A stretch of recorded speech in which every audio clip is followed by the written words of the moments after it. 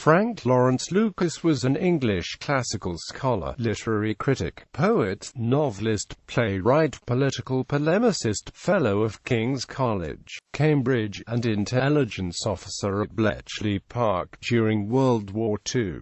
He is now best remembered for his scathing 1923 review of T.S.Eliot's The Waste Land, and for his book Style, an acclaimed guide to recognizing and writing good prose. His tragedy in relation to Aristotle's Poetics was for over 50 years a standard introduction. His most important contribution to scholarship was his 4-volume complete works of John Webster, the first collected edition of the Jacobean dramatists since that of Hazlitt the Younger, itself an inferior copy of Dice. Eliot called Lucas the perfect annotator, and subsequent Webster scholars have been indebted to him, notably the editors of the New Cambridge Webster. Lucas is also remembered for his anti-fascist campaign in the 1930s, and for his wartime work at Bletchley Park, for which he received the OBE literary criticism approach, except in reviews of work by contemporaries, early examples of which appear in authors dead and living. Lucas adopted the historical and biographical approach to criticism and examined the views of earlier critics, whose dogmatism he was swift to rebut.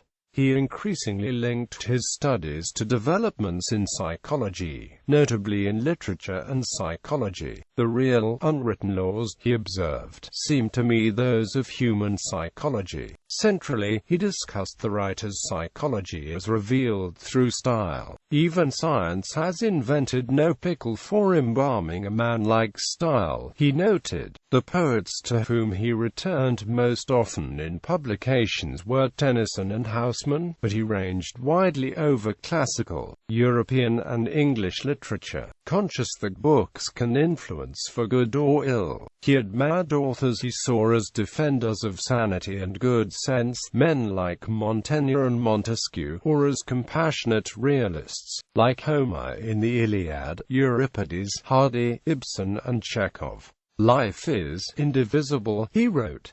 A public tends to get the literature it deserves, a literature to get the public it deserves. The values men pursue in each affect the other. They turn in a vicious, or a virtuous, circle. Only a fine society could have bred Homer, and he left it finer for hearing him. His criticism, while acknowledging that morality is historically relative, was thus values-based. Writers can make men feel, not merely see, the values that endure. Believing that too many modern writers encourage men and women to flee to unreason, decadence and barbarism, he condemned the Trahysons des clerks of the 20th century, and used his lectures and writing to campaign for a responsible use of intellectual freedom. One may question whether real civilization is so safely afloat, he wrote in his last published letter, that we can afford to use our pens for boring holes in the bottom of it. The writer or artist serving up slapdash nightmares out of his unconscious, in an age morbidly avid of uncivilized reticence, not only exhibited his own neuroses, but fed neurosis in others. Literary critics, too, had to take more responsibility. Much can't get stalked, he noted of the structuralists by critics who care more for the form and organization of a work than for its spirit, its content, its supreme moments. The serious note in his criticism was counterbalanced by wit and urbanity, by lively anecdote and quotation, and by a gift for startling imagery and epigram. What Lucas wrote about Houseman's name and nature of poetry in 1933 sums up what he himself aspired to as a literary critic, the kind of critical writing that best justifies itself before the brevity of life, that itself adds new data to our experience as well as arguing about the old, that happily combines, in a word, philosophy with autobiography, psychology with a touch of poetry, of the poetic imagination. It can make acceptable even common sense. There are sentences here which recall the clear-cut Doric strength of the lives of the poets. His Cambridge colleague T. He noted that Lucas's approach and style were influenced by the strategy of books and characters. Controversy. Lucas's impatience with the obscurantism and coterie appeal of much modern poetry made him in the interwar years one of the foremost opponents of the new schools. As for profundity, he wrote, "It is not uncommonly found also in dry wells, which may likewise contain little but obscurity and rubbish." Quote, he opposed also what he saw as the narrow dogmatism of the new critics, those tight-lipped Calvins of art, as he called them, of criterion and scrutiny. Discussions of I.A. Richards's criticism appear in his essay, English Literature, in the volume University Studies, Cambridge 1933, and in Chapter 4 of his Decline and Fall of the Romantic Ideal, and of Eliot's in the 1929 essay, Modern Criticism, reprinted in his Studies French and English. An anonymous New Statesman review of Eliot's criticism, however, to which F.R. Leavis replied apparently believing it was by Lucas, and which Leavis's biographer says was certainly by Lucas, was in fact by R. Ellis Roberts. Lucas had stopped reviewing for the New Statesman in 1926 and never reviewed anonymously. His critique of Q.D. Leavis's fiction in the Reading Public and University Studies, Cambridge 1933, was described by F.R. Leavis's biographer as improper. Senior academics do not use quasi-official publications to attack graduate students. Lucas and Eliot. Lucas's 1923 review of The Waste Land, much reprinted in the decades since his death, was omitted from his Authors Dead and Living, a collection of New Statesman pieces, probably because he had ended by saying the poem should be left to sink. Remarks elsewhere confirm that he had not changed his opinion.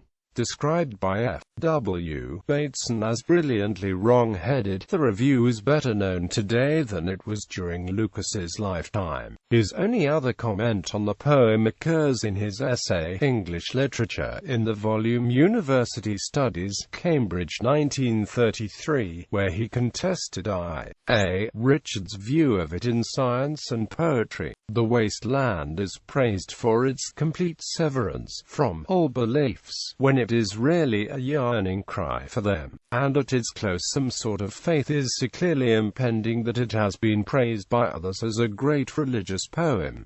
The letters of T.S.Eliot includes correspondence between Eliot and Lucas but no reference to the review. Historians of the New Statesman have regretted that Desmond McCarthy invited Lucas to review modern poetry, one of them declaring Lucas a disastrous choice for a Waste Land review. After 1923, though attacking obscurantism in general terms, Lucas largely ignored Eliot's poetry, aside from a retrospective dig in 1942 at the Hollow Men and at Sweeney Among the Nightingales. On the later Eliot he was silent. He had no time for mystical poetry, regarding religion as an aberration of the human mind. In 1928 Lucas had been stung by Eliot's review in the Times Literary Supplement criticizing aspects of the introduction to his Webster. He replied vigorously in the same journal, only to find Eliot extending his criticisms in another review in the Criterion. Lucas counter-attacked in his 1929 essay, Modern Criticism, ridiculing Eliot's literary critical obiter and hieratic tone. In later impressions of his essays, Eliot made minor changes or added clarifications to sentences Lucas had ridiculed, and praised the textual and historical scholarship of the 1927 Webster. Lucas left the introduction out of his 1958 revised editions of the two major plays, but demand for the unabridged 1927 Webster continued, and it was reprinted on both sides of the Atlantic in 1966. Reputation. Lucas's standing as a literary critic was probably at its highest in the 1930s.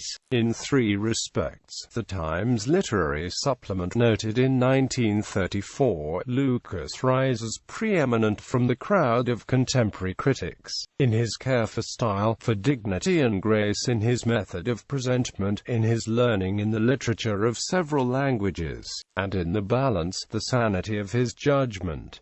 Post-war reviewers were often more hostile. Many post-war reviews amounted to reprisals by the Leavers-it camp. There is an air of breezy Bloomsbury superficiality and cultural omniscience about this book that is distressing, wrote one. His is the type of over-cultivated fuddy-duddy mind that has done, and is doing, great damage to our whole culture in general and to literary appreciation in particular, probably because, psychoanalytic literary criticism aside, Lucas scorned most new trends. He described the critical theory of the 1950s as largely pseudo-scientific bubble-blowing. His criticism has long been out of fashion and is mostly out of print. The literary world has passed on, wrote L.P. Wilkinson, but that it does not mean that what supervened was better, and just because of his uncompromising brilliance the whirligig of time may bring in his criticism again. His style has a permanent value in any case, unaffected by trends.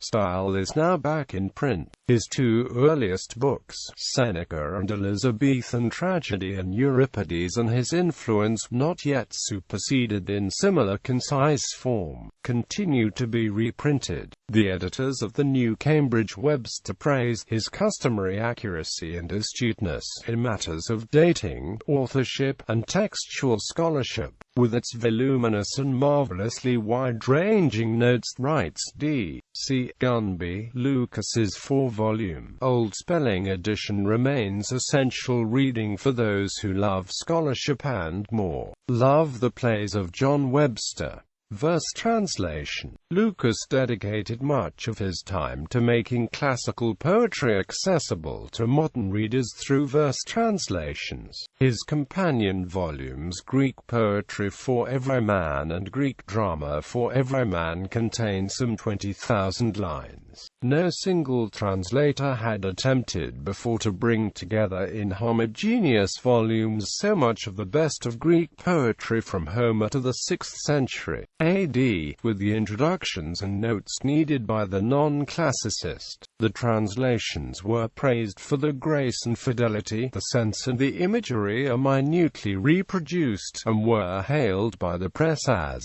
Cambridge's single-handed answer to the Oxford Book of Greek Verse in translation. Lucas's versions, however, presuppose a taste for a poetic style closer to Morris than to Pound. Reviewers generally preferred his translations of lyric, Alexandrian and later poetry to the 7,000 rhymed lines from Homer, which were omitted from the second edition. Lucas makes the plays deceptively easy to read and appreciate, wrote a reviewer of the second volume, by smoothing away the austerities and complexities of the Greek, qualities which some modernists conscientiously preserve or even exaggerate. The translation of Hippolytus remains in print in the Penguin Selection, 8 Great Tragedies, ed. Sylvan Barnett. Original writing. Novels. Of Lucas's novels, the best received was Cécile, a tenderly brilliant story of love, politics and philosophy in the France of 1775 to 1776. He wrote 2 further historical novels, Dr. Dido, set in Cambridge in 1792 to 1812, and The English Agent, a tale of the Peninsular War, set in Spain in 1808, and a novella, The Woman Clothed with the Sun, on the Buccanites of the 1780s-90s. The 3 novels focus on a love affair between an Englishman and a Frenchwoman. The Scots novella takes the form of an account, written by a Scottish minister in middle age, of his youthful bewitchment by Elspeth Buchan and of his curious sojourn among the Buccanites. A theme common to all 4 is the tension between fragile 18th-century rationalism and, in varying forms, romantic enthusiasm and unreason. poems. As a poet, Lucas was a polished ironist. Early collections were mostly personal lyrics or satires, but he came to specialize in dramatic monologues and narrative poems based on historical episodes that seem lastingly alive. His first World War poems, including Morituri, August 1915, On the Road from Morlancourt, and The Night is Chilly but Not Dark, offer a retrospect of his experiences at the front. On nights when the moon creeps shrouded up the sky, and hedge and holt lie glimmering ghostly grey, a voice still whispers in me, far away, a good night this, for wiring, and suddenly, there rises from the dead that shadowy hell, the barbed wire rasps, uncoiling through my hand, the flares dance flickering over no man's land, a dull machine gun raps from Le Bossel. Then fades the phantom, and once more I know our spider webs of wire are us by now, our battlefields reconquered by the plough, and hands that worked with mine, dust long ago. Its appearance in various mid-20th century anthologies of English verse has made Beleaguered Cities Lucas's best-known poem. Others that have gained currency through anthologies include The Destined Hour, a retelling in verse of the old Appointment in Samara fable, and Spain 1809, the story of a village woman's courage during the French occupation in the Peninsular War. His most ambitious poem was Ariadne, an epic reworking of the labyrinth myth. Simon Tidworth in The Quest for Theseus summarizes, Lucas invents another sweetheart for Theseus, Eagle, one of the sacrificial maidens who accompany him to Crete. The real stroke of originality is to make the Minotaur Minos himself in a bull mask. On Naxos, Ariadne learns of Theseus's earlier love for Eagle, and decides to leave him while the image of her own love is still fresh. An ordinary love affair is not what she wants, she has to seek the ideal. Plays. Lucas's most successful play was the thriller Land's End, set in Cornwall in the mid-1930s. As full of drama as an egg is full of meat. Noted the stage. One of Paul Scofield's earliest roles was in the Birmingham Reps revival of the play in March to April 1945. The Bear Dancers, a play in 3 acts, was the first dramatization of the Soviets on London's West End stage. This play, though it closed early in London, was revived by various repertory theatres in the north of England in the later 1930s. It was an attempt at ideological disinfectant, written at a time when Cambridge University grew full of very green young men going very red.